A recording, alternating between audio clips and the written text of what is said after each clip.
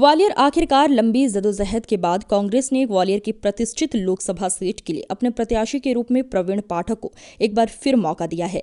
इससे पहले प्रवीण पाठक ग्वालियर दक्षिण विधानसभा चुनाव हार चुके हैं। वहीं मुरैना से भाजपा के पूर्व विधायक रहे नीतू सिकरवार उर्फ सतपाल को इस बार कांग्रेस ने अपना प्रत्याशी बनाया है। मुरैना में जहां नीतू सिकरवार का मुकाबला भाजपा के शिवमंगल सिंह तोमर से है, वहीं ग्वालियर में प्रवीण पाठक का मुकाबला विधानसभा चुनाव हार चुके भारत सिंह कुशवाहा से है। दोनों ही सीटें कांग्रेस और बीजेपी के लिए प्रतिष्ठा का प्रश्न बनी हुई है।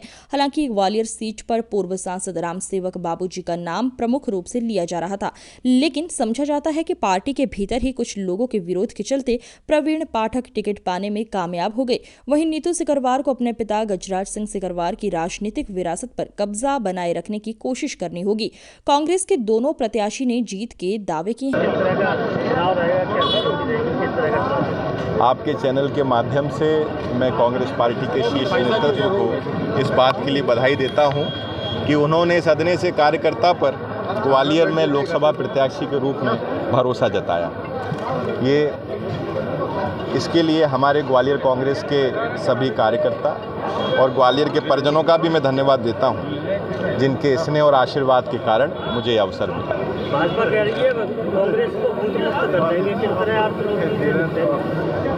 ये भाजपा जिसका चाल चरित्र और चेहरा अलग है, जिसने कहा था कि 2 करोड़ रोजगार देंगे, जिसने कहा था कि 15 लाख रुपए खाते में आएंगे, यदि आपके खाते में 15 लाख रुपए आ गए होंगे तो ये हमको बूथ मुक्त लड़ने वाली है। कांग्रेस का एक एक कार्यकर्ता चुनाव लड़ने वाला है और लोगों ने कहा कि मेरा चुनाव धुरंधरों से होगा, तो धुरंधर कोई लोकतंत्र में है नहीं। लोकतंत्र में केवल और केवल एक धुरंधर है, जो जनता जनार्दन है। जनता जनार्दन जब तय कर लेती है तो देश के बड़े बड़े धुरंधरों को चुनाव हराने का काम जनता जनार्दन ने किया। बीजेपी 400 पार का नारा दे रही है।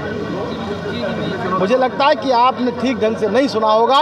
बीजेपी तो 600 पार का नारा दे रही है। जब लोग फेंकते हैं तो ये भूल जाते हैं कि लोकतंत्र में कि वो क्या बोलने वाले हैं और क्या बोल रहे हैं। मैं जब भारतीय जनता पार्टी का एमएलए था, मुझे आज भी याद है, अमित शाह ने कहा 200 पार का नारा दिया और 200 पार का नारा देने के बाद 2018 में कांग्रेस की सरकार बनी। और इस बार अगर 400 पार का नारा देंगे तो मैं विश्वास के साथ कह सकता हूं कि फिर कांग्रेस पार्टी की सरकार बनी। देखिए, मेरी जो राजनीतिक यात्रा की शुरुआत हुई वो छात्र राजनीति से हुई है।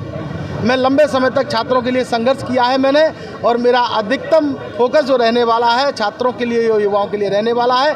युवा कैसे समाज की मुख्य धारा से जुड़े, मुरैना जिले का, श्योपुर जिले का कैसे बेरोजगार नौजवान, उनके लिए कैसे रोजगार के मुहैया साधन मुहैया हों, ये मेरी प्राथमिकता रहने वाली है। कांग्रेस विधायक सहित मुरैना के कांग्रेस नेताओं को नाराजगी मुझे आपके माध्यम से मालूम पड़ रहा है किसकी नाराज़गी क्या है। राम निवास जी मेरे पिता तुल्य हैं। मैंने जीवन भर उन्हें चाचा जी कहकर संबोधित किया है और मैं तो मुरैना जिले का रहने वाला हूं, वहीं से जिला पंचायत अध्यक्ष रहा, वहीं से विधायक रहा।